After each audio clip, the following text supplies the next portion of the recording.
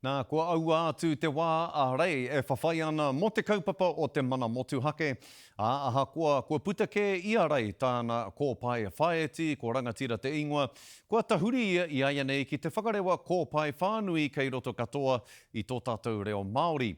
I noho tahi rāua ko Ashley Nathan ki te kororo mo te kōpai nei mo Ariki, me ona whakaaro ki tēnei mea e kia nei ko te mana motuhake. Ki mai I raro I te pautukaua.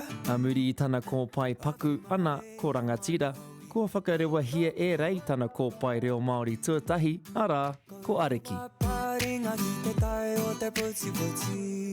Ko te arikitanga te kaupapa matua o te kōpai. Ke te whai whakaaro au mo te arikitanga, he aha tēnā mea, he aha e tahi rautaki pai kia whai arikitanga I ara. E hara ko te rangatira me te arikitanga e tai tuara ana mo te kōpai ana he pau ārahi kē mo tāna oranga katoa. I whawhai au mo taku taha Māori, I taku oranga katoa. Like, this has been something that I've fought for my whole life to embody my Māoritanga and my rangatiratanga all in one and be proud of that. I mōhiotia whānuitia e te iwi Māori ki tā rei taira, hei tāna me whakaaro whakamua. Having songs like this in Te Reo Māori is important for our rangatahi to be able to see how relevant our Māoritanga is in our daily lives.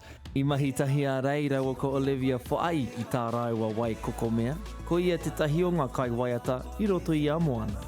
Yeah, doing link-ups like that and doing songs in multiple languages, multiple First Nation languages, I think that's like a goal long-term for me. Ko te tino wawata a rei, me whai ana kai whakarongo ki o rātou ake ara. You know, I'm not trying to say that I'm a chief of anyone else, just a chief of myself and a chief of my own environment, my own hinangaro, tinana and all of that. And yeah, I want to encourage my listeners and my fans to do the same. Ka whakaputangia he kōpai hau a te rātou, he kōpai reo Māori Pākehā hoki. Nā wairā, ka kite mātou ia anō. Ashley Nathan, Te Karere.